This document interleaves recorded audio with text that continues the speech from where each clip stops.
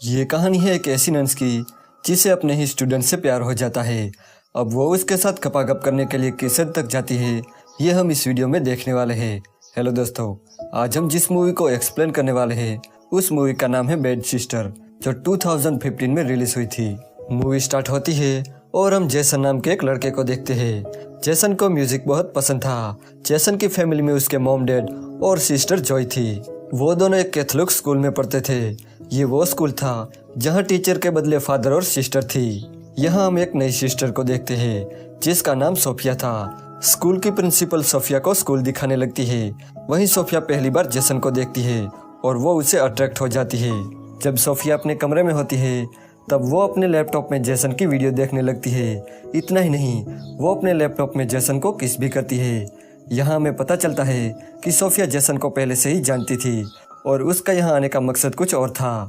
Class में जब Jason एक सारा नाम की लड़की से बात कर रहा था तब सोफिया उस पर गुस्सा हो जाती है और सारा को जेसन से दूर रहने को कहती है।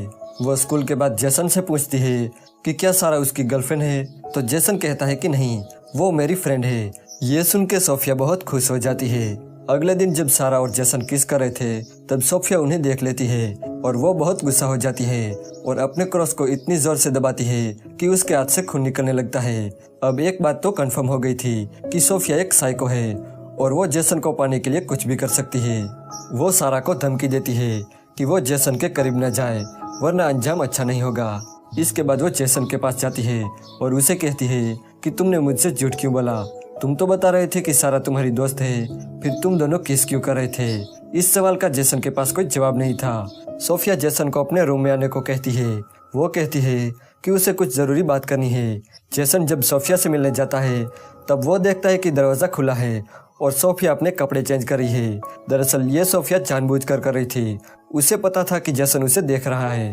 वो उसे अपनी तरफ अट्रैक्ट करना चाहती थी, लेकिन ये सब देखने के बाद जेसन वहाँ से चला जाता है। सोफिया ने जो प्लान बनाया था वो उसमें कामयाब रही, क्योंकि जेसन रात को सो नहीं पा रहा था और उसे बार बार सोफिया का ही ख्याल आने लगता है। जब वीकेंड पर जेसन घर जा रहा था तब सोफिया जेसन और सारा को बात करते हुए देख लेती है और ये देख के उसकी बहुत जलने लगती है।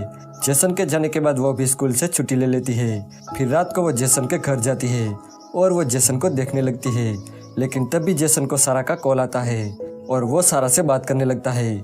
ये देख के सोफिया को रियलाइज होता है कि जब तक सारा है वो कभी जेसन को हासिल नहीं कर पाएगी। अब वो सारा को रास्ते से हटाने का प्लान बनाती है। वो सारा के बुक में गांजा रखती है। क्लास के टाइम जब सारा बुक लेकर आती है तब सोफिया उसे पकड़ लेती है और सारा को सस्पेंड करवा देती है। यही नहीं, फिर वो जेसन के कमरे में एक वाइन की बोतल रखती है। जब सभी स्टूडेंट के रूम चेक किए जाते हैं तब जेसन के कमरे में वो बोतल मिलती है। ये देख के टीचर जेसन को भी सस्पेंड करने वाले थे, पर सोफिया कहती है कि जेसन को एक और मौका देना चाहिए, इसलिए टीचर जेसन को सस्पेंड नहीं करते, पर उसे सजा के तौर पे सभी टीचर की हेल्प करनी थी। ये सब प्लान सोफिया का था ताकि वो जेसन को पूरी तरह से कंट्रोल कर सके। साथ ही हमें यह भी पता चलता है कि सोफिया कौन है। दरअसल सोफिया का असली नाम लॉरा था और वो बहुत अमीर थी। जब एक दिन वो इंटरनेट पर जेसन की वीडियो देखती है तब वो उसके प्यार में पागल हो जाती है। अब वो जेसन के करीब रहने के लिए असली टीचर सोफिया को मार देती है और खुद उनकी जगह लेती है। अब वीकेंड पर सभी स्टूडेंट घर जाते हैं, पर जेसन को सोफिया स्कूल में रोकती है। जब जेसन अपना काम कर रहा था तब सोफिया उसकी हेल्प करने लगती है। अब सोफिया की सभी हरकतों पर जॉय का पूरा ध्यान था। एक रात जब जेसन अपने कमरे में सो रहा था तभी सोफिया उसके पास जाती है। सोफिया को देखकर जेसन थोड़ा डर जाता है, पर यहाँ सोफिया जेसन को सेड्यूस करने लगती है, लेकिन यह सब जेसन को अच्छा नहीं लगता और वो सोफिया को मना कर देता है।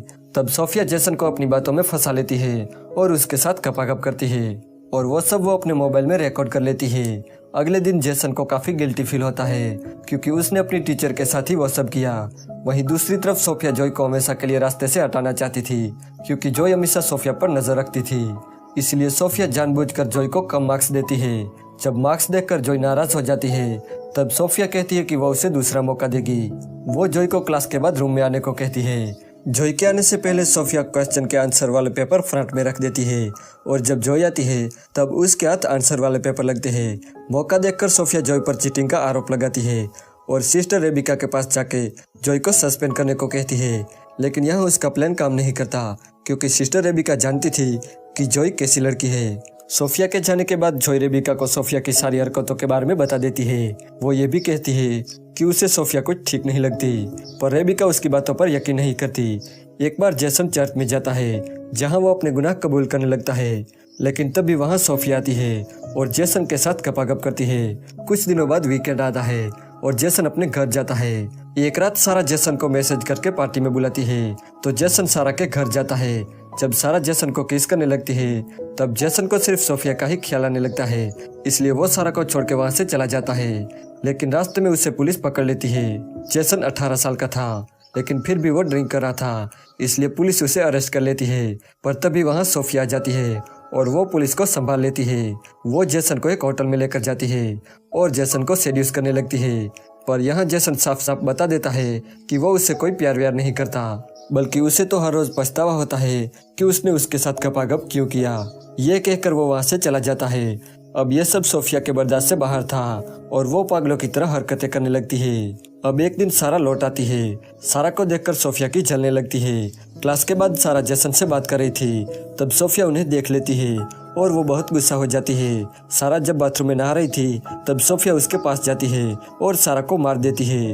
वो ये सब ऐसे प्लान करती है कि सारा की मौत एक एक्सीडेंट लगे, लेकिन जेसन को पूरा यकीन था कि सोफिया ने ही सारा को मारा है। सोफिया जेसन को धमकी देती है कि अगर वो उसे रिलेशन नहीं रखेगा तो वो उसका वीडियो लीक कर देगी। जेसन ये सब सुन के बहुत डर जाता है। वीकेंड पर जब जेसन और जॉय घर आते हैं तब जेसन को बस वही टेंशन होने लगती है। अब ये सब देख के जॉय को पता चल जाता है कि जेसन के साथ कुछ तो गलत हो रहा है, इसलिए वो जेसन से वो सब पूछती है। जेसन वो सारी बातें जॉय को बता देता है। वो कहता है कि उसने उनका वीडियो बना लिया है और उसी वीडियो के जरिए वो मुझे ब्लैकमेल कर रही है। अब यहाँ जेसन और जॉय तय करते हैं कि वो सोफिया की फाड़ के रख देंगे। एक दिन जब सोफिया बाहर होती है तब जेसन और जॉय उसके कमरे में जाते हैं और उन्हें एक लैपटॉप मिलता है जिसमें जेसन की बहुत सारी फोटोज थी। उन्हें यहाँ ये भी पता चलता है कि सोफिया का असली नाम लोरा है। यहाँ सोफिया रेबिका से कहती है कि उसकी आंट की मौत हो गई है, इसलिए उसे अब जाना होगा। सोफिया के जाने के बाद रेबिका को पता चल जाता है कि सोफिया असल में कोई और है, तो रेबिका सोफिया के पास जाती है और उसकी सच्चाई पूछती है, पर सोफिया उसे मार के बेहोश कर देती है। दूसरी तरफ जेसन और जॉय सोफिया की सच्चाई बताने के लिए रेबिका के पास जाते हैं, पर वो उन्हें कहीं नहीं मिल रही थी।